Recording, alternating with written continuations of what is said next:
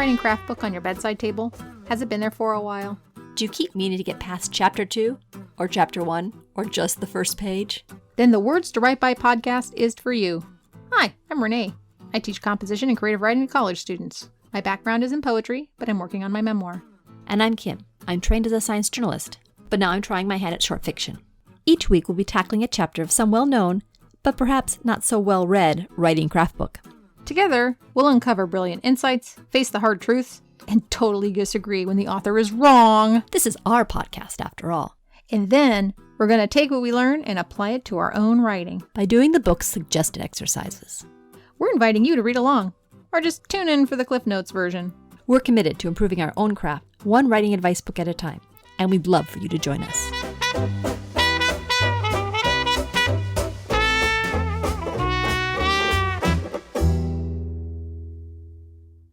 Hello, and welcome to our very first podcast of Words to Write By. And we are really excited to have you here. Yay, I'm excited. Normally in this early spot, I think we'll just kind of check in and see what's going on with us. But I thought today we'd start by explaining why we're doing this. Why are we doing this? So, Renee, how many writing craft books do you own? Oh, God, this is embarrassing. If I'm totally honest, I have over 50. Like, I counted them. About how many of them have you read all the way through? If we're counting the ones that I read in grad school, it makes me feel like I follow through a lot more. But beyond school, I would say I've probably read through 5 of them, like all the way through from beginning to end. I have at least 15 of them, and beyond ones taken for classes, I have read through exactly 1. These craft books, there's promise in them. These craft books are promising a strategy or advice. They promise that you'll write that great scene or that killer description. And you buy the book expecting it to fulfill this promise. We both don't want to just write a book. We want to write a really good book, like the ones that you read that inspire you to be a writer. And if I hold up one of those books and then I look at my writing, there is a big gap. By purchasing craft books and reading them, I'm hoping to bridge that gap and get a little bit closer to these really wonderful books that I read. Publication, of course, is a goal, definitely. But I write my book as if it's the only one that I'll ever write. I don't know why, but I do. I want it to be something that fulfills my potential. I want it to be a reflection of my potential as a writer. By the very act of going to the bookstore and picking up the book and purchasing it, you have already taken the first step to improving. But unfortunately, that first step doesn't get you anywhere. Yeah, you get this high of buying the book and you've invested in this promise. But then it comes home. Part of picking up a book is, since I can't take another class right now, or because I couldn't actually have this instructor, I'm going to buy a book and have it substitute for the class. And we were talking earlier about why this doesn't work. The biggest one being accountability. Like after you get done with the second chapter, no one says you have to pick up the third one and read it. And there's not any turning in of the exercises to prove that you've done them. And there's no test to make sure you actually understood what was there. You're on your own. And then the second thing that I think is just as critical is when you're in a class, you're surrounded by students that are all doing the same thing. And there's a community. And I really miss that when I'm reading a craft book, because like there's something really cool and I want to tell someone about it. But then I first have to explain everything that I read and explain what I thought about it. And by the time I get to that point, it loses the excitement. When was the last time you read a life hacker article or learned a hack and actually used it? And if you used it once, that's great. Did you ever use it again? For my students, they know they're supposed to outline. They know they're supposed to brainstorm before they write an essay or talk it over with a friend, but they don't. Every time, they know it works because I force them to do it. And then the moment they're on their own, they refuse to do it. They just won't do it. It's performing the action that gets the result, not knowing the action. And somehow the result will be produced on its own. It's wishful thinking. It's what we want. It's good intentions, but it's not how it works. One thing we want to do with this podcast is to read these books carefully, take notes, talk about what we've read, And finally, to actually do those exercises in the books.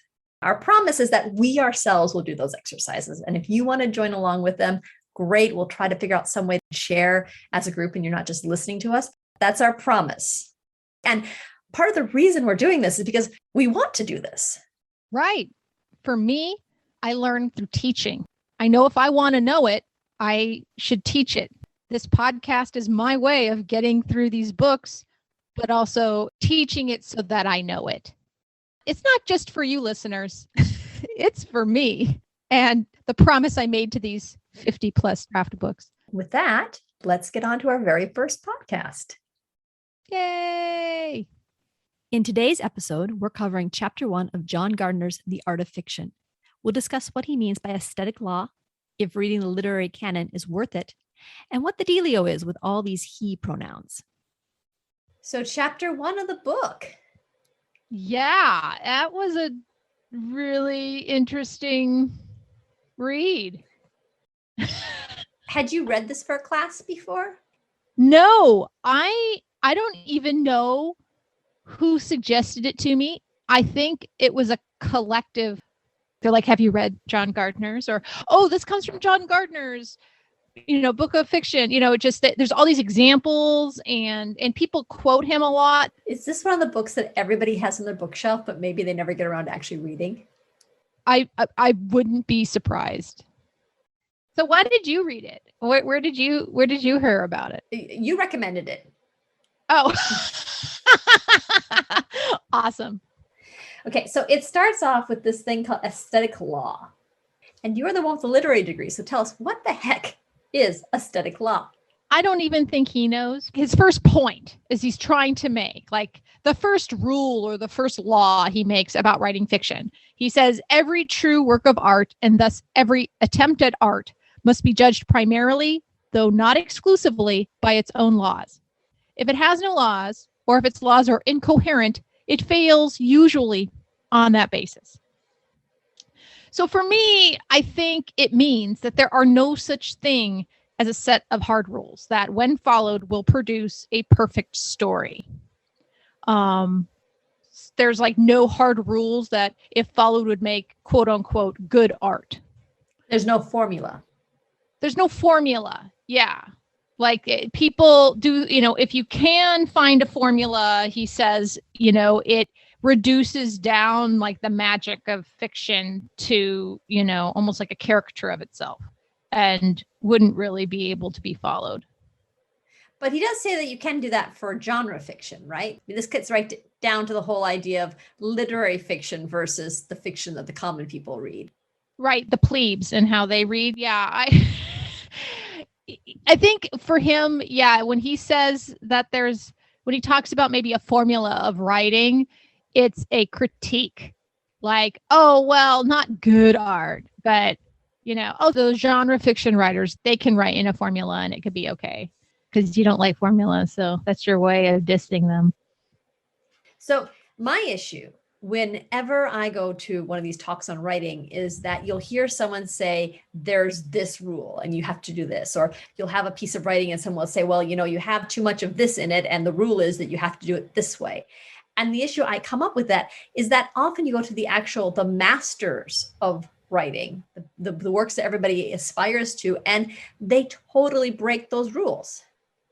And so he comments that often a teacher will say, well, that's all right for Shakespeare, but not for a beginner. This idea that, you have to learn how to write and follow all the rules. And once you learn them, then you can break them. But like there's some kind of magic sort of leveling up that you have to do before you're allowed to write how you want to. And I've always taken that to say, well, once you've actually proven yourself to be successful, people will let you get away with anything. But when they're trying to evaluate whether they want to take a risk on you to publish you and make money off you, they're going to put these rules in place to say, oh, well, if they break that rule, we don't take them. And what I really liked about Gardner was his comment that mistakes can be shown for what they are by analysis of how they undermine the fiction's intended effects. This meant that it's not that there's a rule you can't break, but there's a guidelines. The reason it's there is because when you break it, you run into other problems. My one that always gets me is people say, well, you're telling too much and not showing. They hold it up as like saying, well, I measured out your writing and there's this much showing and this much telling. And because the telling weighs a lot more, you have a lot more telling than showing, then obviously your story isn't any good. But what he's saying is that you need to look at the intent of the piece, and then you need to evaluate whether or not that particular bit of showing or telling works for the piece or undermines the piece. And what it means I got out of this is that when I'm critiquing somebody's work, I can't just fall back on saying, well, there's this rule, or your main character is unlikable, as much as saying, well, because I did not like your main character, I didn't feel for him when he got into the situation. Or because you're telling me all this stuff, I don't understand the voice of your character. I don't understand what's really motivating her. And I think that's a really useful frame of mind to take when we're evaluating our work and other people's work. Yeah, no, that makes so much sense. In fact, in my classes, when I teach critical thinking, I teach fallacies, and there's a fallacy called the fallacy, which is someone has an argument and there's a fallacy in it. And you say, well, your argument is invalid completely and utterly because there's a fallacy in it. And it's like, well, there might be some merit to the argument, but you just don't want to argue it. Or it's like pulling someone's spelling mistakes out. Well, you have nothing to say because you said, you wrote your instead of you are. It's a lazy kind of critique. And so, yeah, the aesthetic law, the way it's broken down, it does draw attention to having to look at art for what it is and be able to interact with it for what it's trying to say, not just a set of rules that you can point to and say good, bad. I actually appreciate the idea that he brings out rules, but that it's not that so much that they can be broken, but that they are broken and that it doesn't break the story. The other bit of vocabulary he brings in is the canon. It's one of those words that once it's defined for you, you see it everywhere. But until that point, it's very nebulous. Basically, what most people mean when they talk about the canon or the literary canon is a bunch of dead white males.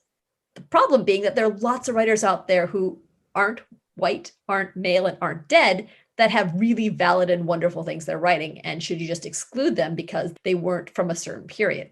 But the thing you have to keep in mind is that part of the reason why we had the canon in the first place is because back in the late 1800s, professors of literature got sick and tired of only teaching British literature or European literature when they had all these great Americans that were writing great things that weren't included. And so they devised this idea to include those American writers.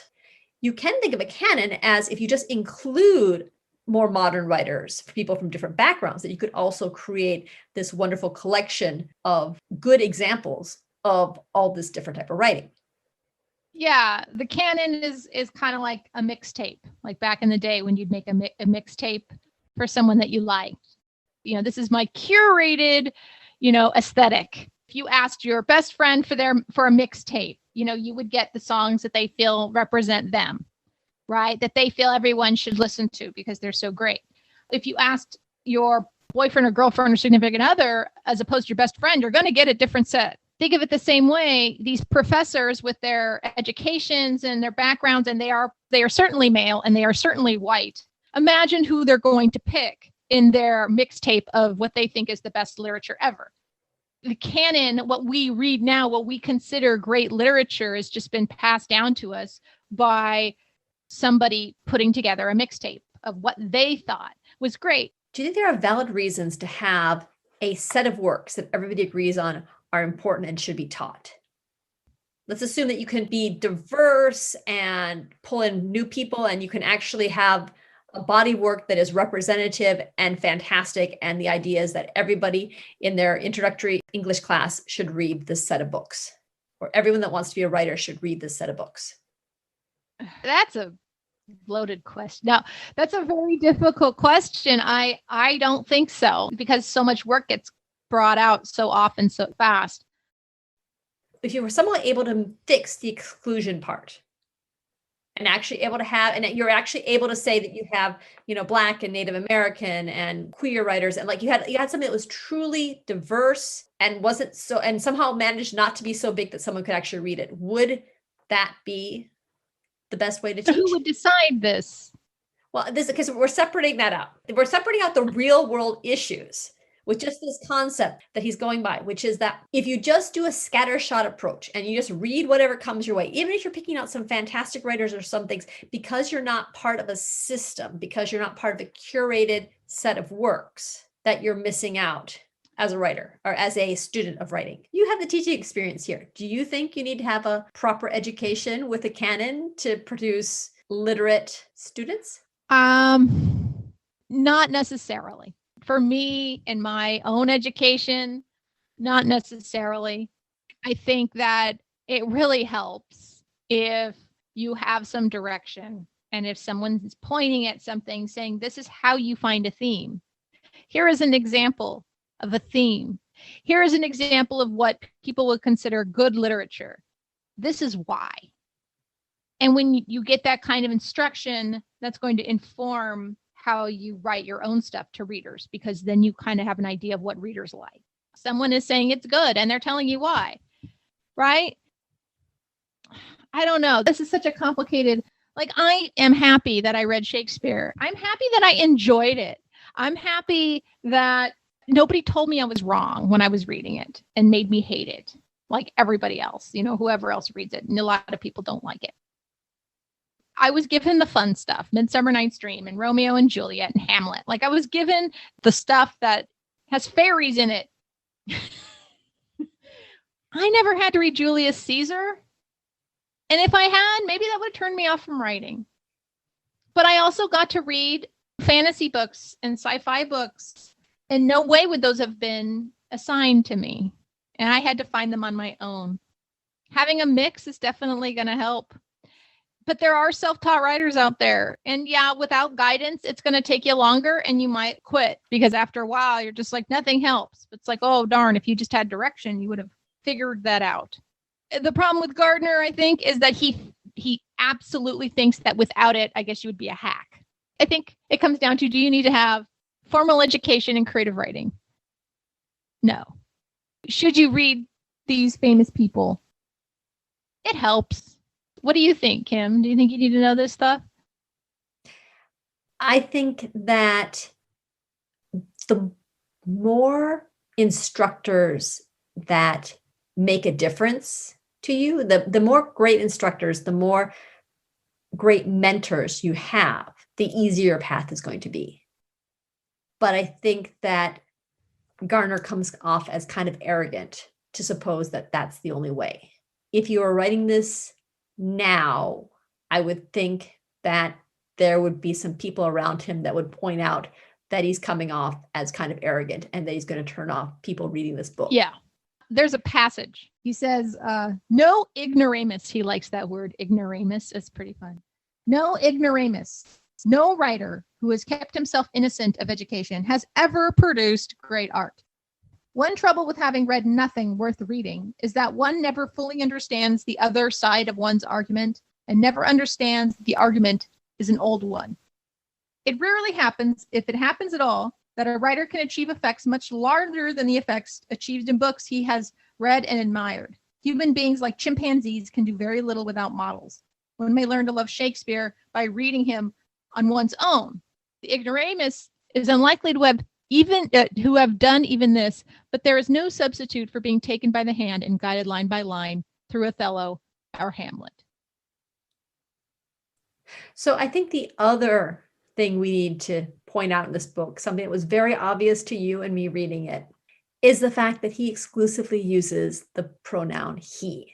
And he chooses male writers to describe it. I actually was looking for any point in which he might allude to the fact that there were female writers out there. I got one reference to professors, that people could have good male or female professors that guided them, but I did not see any reference to female writers. So far, we're on chapter 1. It doesn't look good for the X chromosomes. They're the losing team. I've done some research online, and everyone complains about him using the he pronoun. I get it. This thing was published in 1983. Stuff was different back then. It's not like we can't get that. But there was stuff written back then that was not this bad. This seems quite intentional. He is so focused on the importance of the canon and what should and should not be taught. He is clearly aware of his pronouns, and he is clearly aware of what he is doing. Do you think that will detract from the message? Depends on what the message of the book is. In the first chapter, you're not really sure. I don't know if I got the message of the book yet. So we're kind of on a wait and see. And we get to the end. If he's earned it despite using the male pronoun all over the place, then we'll give it to him. But like, we're reserving judgment. I don't know. Are you reserving judgment? Well, I think that if I get too ticked off at the writer of a book, I never actually finish it. So I'm going to have to give him a pass for right now and see how it all plays out, because otherwise we won't get to the end of this book. And I'm kind of curious to find out what's in it, because, as you said, a lot of people refer to other people to read it. Right. And I mean, he thinks he's got the chops. He's clearly got opinions about what is good and what is not. So maybe he's got some good advice. I don't know. Sometimes I think I have a high threshold for stuff like this. It's like, all right, I've read all this old stuff before. I've taken British Canon like any, literature undergraduate has. And I read it and I'm like, okay, yeah, he pronoun. I get used to that. I mean, it seems a little excessive in his case, but, I'm willing to tolerate it. I'll tolerate that older teacher that clearly kind of breaks the line sometimes, or any elder person. Sometimes they'll say sexist things, and you're like, okay, I give you a pass because you're in your 80s. But that 30-year-old, nuh-uh, he doesn't get a pass, right? I mean, I don't know. Maybe this is just other women in their mid 40s, and we're all kind of like that. But I will say I have abandoned books in the past that have taken it too far. I don't always forgive people for that, but I guess, well, we've committed ourselves to reading through this, so we have no choice.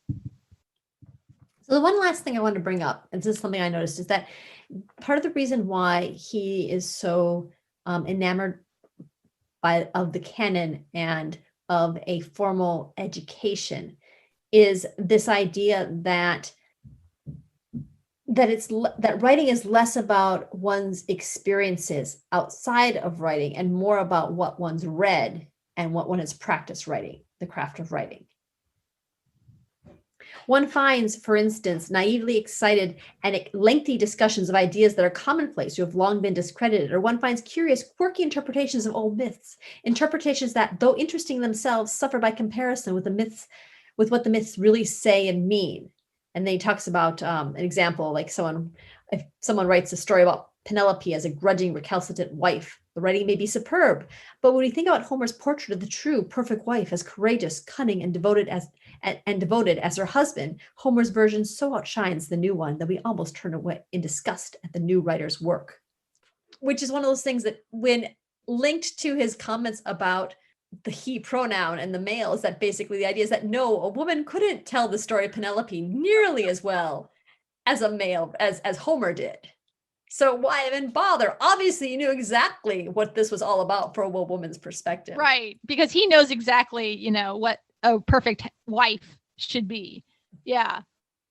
And the other little bit of irony is that the thing that Gardner is most famous for in his actual work is his interpretation of Beowulf, written from the monster's perspective. So it's okay if he does it. Or maybe it just goes back to this whole idea that really there aren't rules. Right.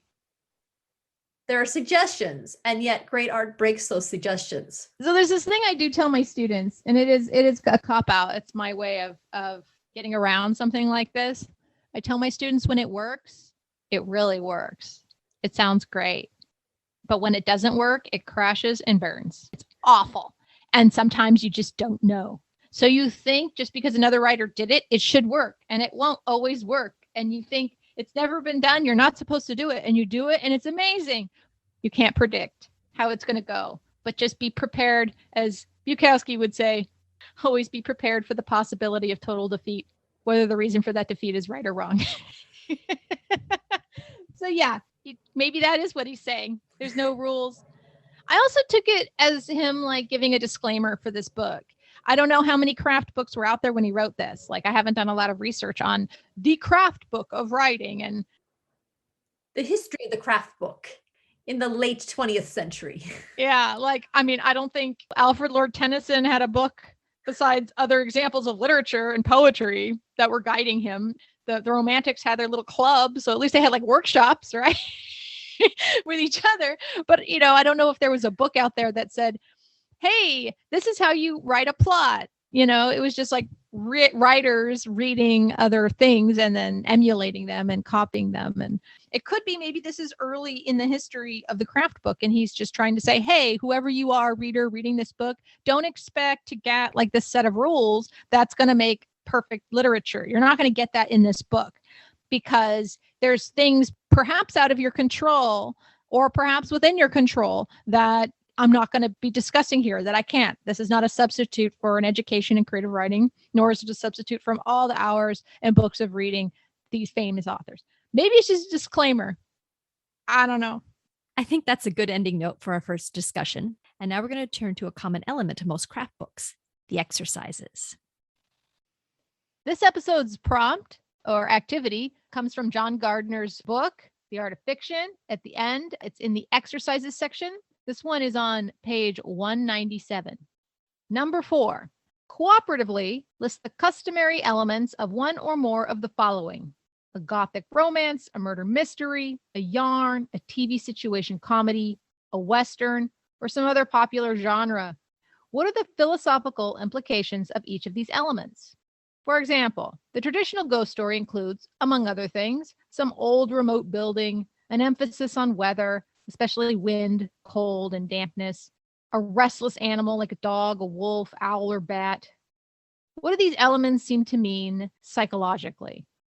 What are some possible symbolic meanings of the ghost's return? The genres listed above are all quote unquote popular. That is, their appeal is usually just adventure or entertainment. Suggest ways in which one or more of them might be elevated to serious fiction. For instance, might ghost story conventions be used to explore the relationship of an independent, domineering mother? Was this written before or after Psycho? I think actually after. He wanted it to be 100 years ago, dude. I think he thought he was in the wrong era to be a writer.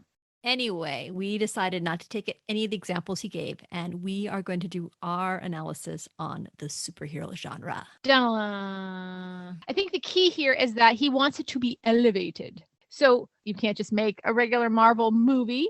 You would have to list the tropes, but you want to think of ways in which it can be elevated. So Renee and I took some time, we talked about this, and this is our answer.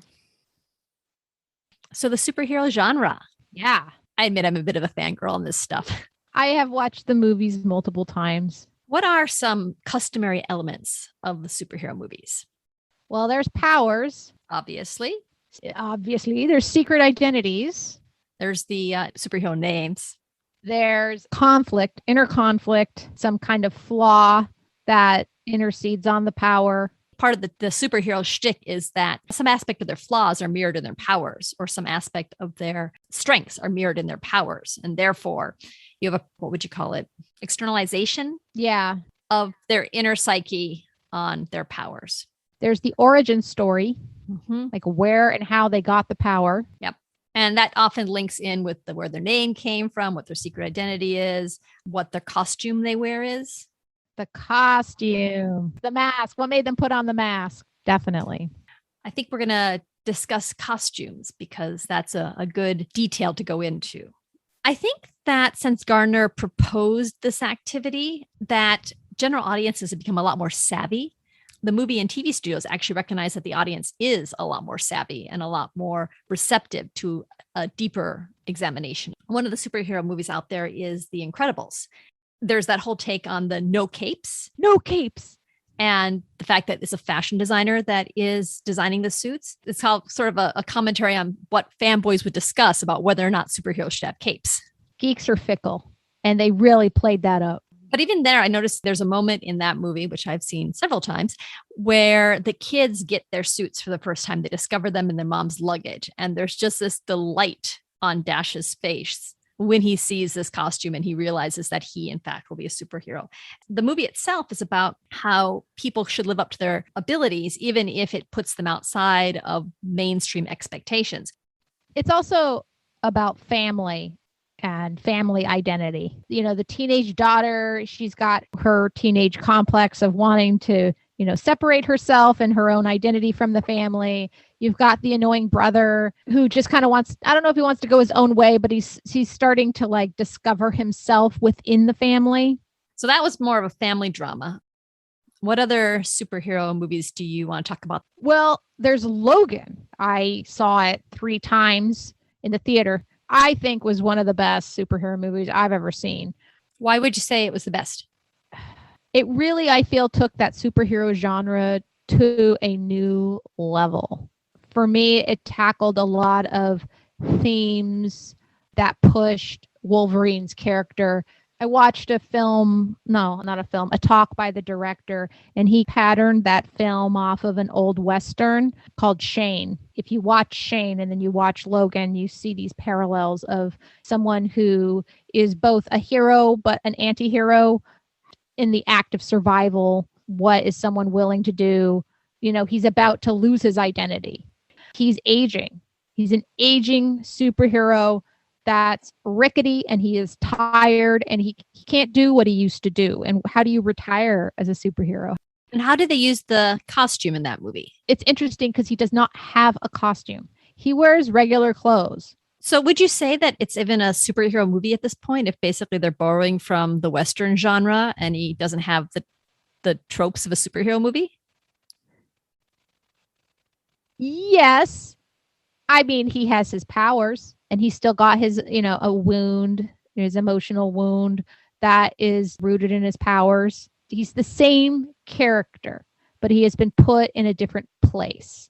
So putting him in a different environment, in a different set of circumstances, I think still makes it a superhero movie. Just a gritty one.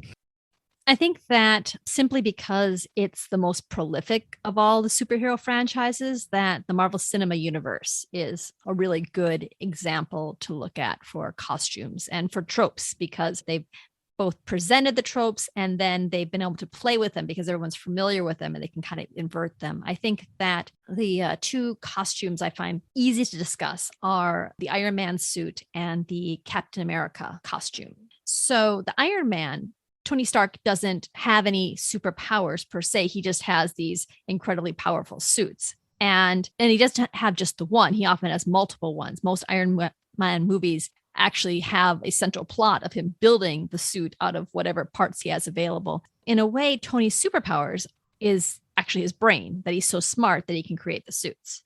Yeah, he's an entrepreneur, but a super smart one with lots and lots of money. Right, but when he actually builds the suits, he never has the money at those points. Right. Yeah, his money can't save him at that point. He's got to rely on his own wits and his own intellect, which, like you said, is kind of his superpower. So if we apply this to the exercise, right, let's look at Iron Man, like you say. It fulfills the trope of the costume where he's wearing a creation from his power. And in the first Iron Man movie, there's 2 suits. There's the fancy, shiny one, and then there's the one he makes out in the desert.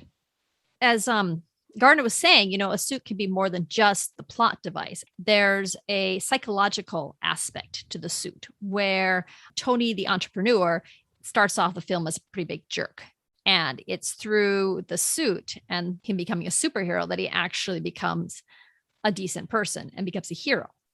Right. And that is reflected in the suit. He's got this really crappy suit in the desert that he has had to create with the help of someone he's harmed, maybe inadvertently, but he's no longer in that safe car with cigars, private jet, right? He is like in the desert trapped making this suit, and it comes out really funky looking, right? But it's through the making of the suit and the purpose of the suit that makes him a hero. So psychologically, the suit is both Tony Stark's salvation. The suit gives him the powers to actually affect the world in a way that he, as just a rich boy entrepreneur, cannot. But at the same time, his suit becomes a crutch. When he is Iron Man, he is this hero that does all this great stuff, but at the detriment to him personally as a human being. I think the best example of this is when Pepper comes home one day and Tony's sitting there in the suit and talking to her, when in fact, he's down in his workroom. Typical. That is a total reference to Dr. Manhattan in The Watchmen. A much less PG rated version. Yeah. The MCU is more like a PG-13. Right. PG-13 is the new PG. Right. So he's like he's selfish in the beginning. He becomes the creator of the suit, but he's also the creator of his own problems. All the Iron Man movies address the personal growth and the struggle that Tony has. Continually with Iron Man, we have the building, destroying, losing, and regaining of the suit as plot devices, but also as psychological personal growth. Oh, yeah. In that part where he does abandon the suit at the beginning of the final film. It's like a choice, right? I am choosing the family over the suit. But then he picks up the suit again and then he dies. And then there's the Captain America suit. And I actually went online and I tracked down all the different versions because even though you kind of think of it as just one suit, in fact, like every time Steve Rogers shows up, he's wearing a different suit. When you look at Captain America, he is literally wearing the US flag. He reflects America and the status of America at a certain time, like his origin story. In the beginning, it's World War II. And obviously his costume is going to reflect the style of the time, but it is literally the flag. But if you go a few movies in, it's more muted. Right. With Captain America, you can actually see how he symbolizes the way Americans see themselves, the way Americans have acted in the world. By that measure, we're raising a trope to something that's actually symbolic, something allegorical, possibly. Because when the government's corrupt, he has a much darker suit. When has a clear, good fight against the Nazis, because you can't get anybody worse than the Nazis, it's Old Glory in its perfect, most pristine form. So we've gone through the exercise, and what do you think we got out of this? Well, other than having a great conversation. Well, I mean, I think there's something to be said for analyzing something that you think might be obvious, but is not. Just the idea of analyzing it and pulling out the pieces of a trope is important. I think this is a good exercise because nothing is ever original. When you're writing a story, you're going to write something that's not like no one's ever seen it before. It's like if you're going to write a memoir, well, someone's already written that. You're going to write a coming of age memoir, someone's already written that. Right? There are certain tropes to a coming of age memoir. It wouldn't have a title like coming of age.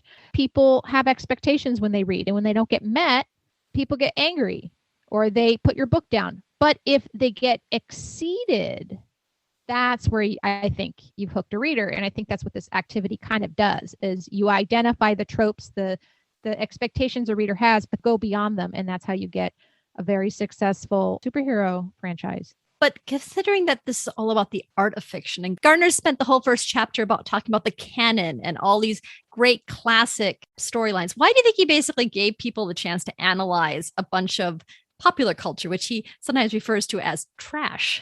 You know, I'm glad you brought that up, Kim, because if you look at the text, there's some punctuation in here that might be lost on them.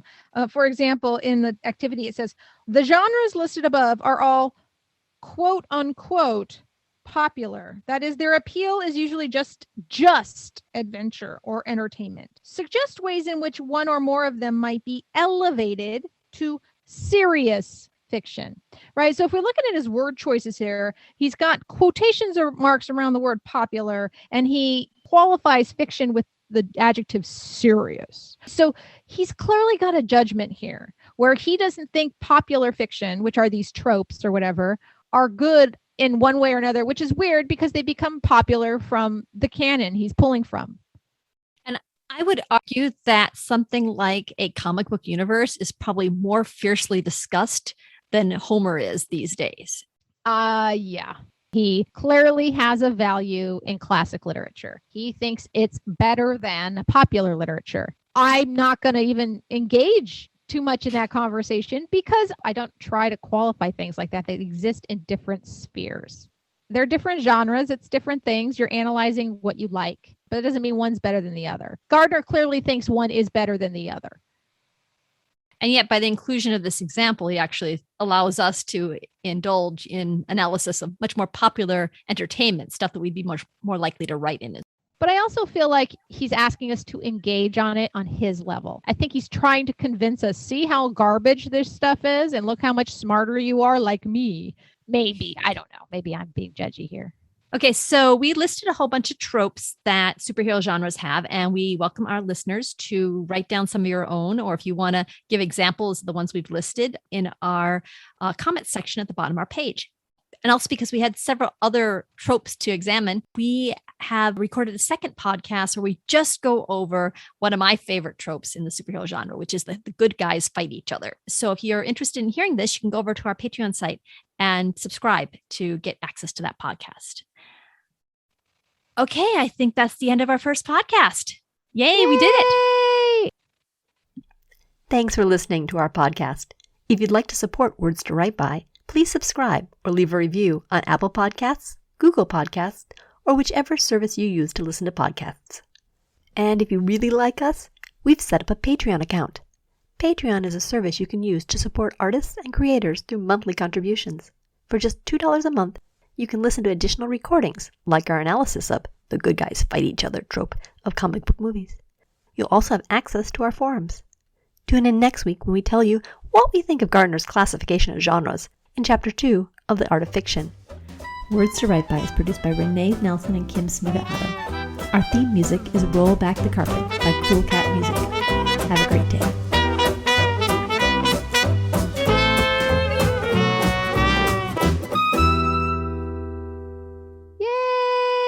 It's kind of weird because it happened in so many different sections that it's weird to think that this was just one podcast, but it was.